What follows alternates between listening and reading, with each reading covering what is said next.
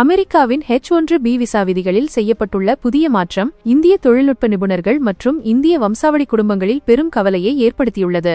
அமெரிக்க உள்நாட்டு பாதுகாப்புத்துறை, அதாவது டிபார்ட்மெண்ட் ஆஃப் ஹோம்லேண்ட் செக்யூரிட்டி, இனி H-1B விசா தேர்வு முறையில் முழுமையாக சம்பள அடிப்படையிலான தேர்வு முறை அமல்படுத்தப்படும் என உறுதியாக தெரிவித்துள்ளது. பெடரல் ரிஜிஸ்டரில் வெளியிடப்பட்ட இறுதி விதிமுறையின்படி H-1B விசா நிறுவனங்கள் வழங்கும் சம்பள அளவை அடிப்படையாக கொண்டு மேற்கொள்ளப்படும்.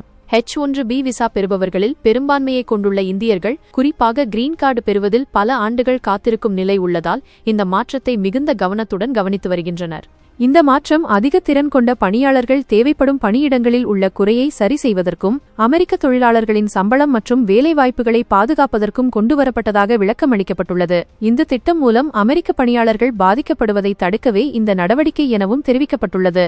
சம்பளமே முக்கிய தேர்வு அளவுகோலாக மாறினால் ஸ்டார்ட் அப்கள் மற்றும் சிறிய நிறுவனங்கள் போட்டியிட முடியாத நிலைக்கு தள்ளப்படலாம் என்றும் பலர் கவலை தெரிவித்துள்ளனர்.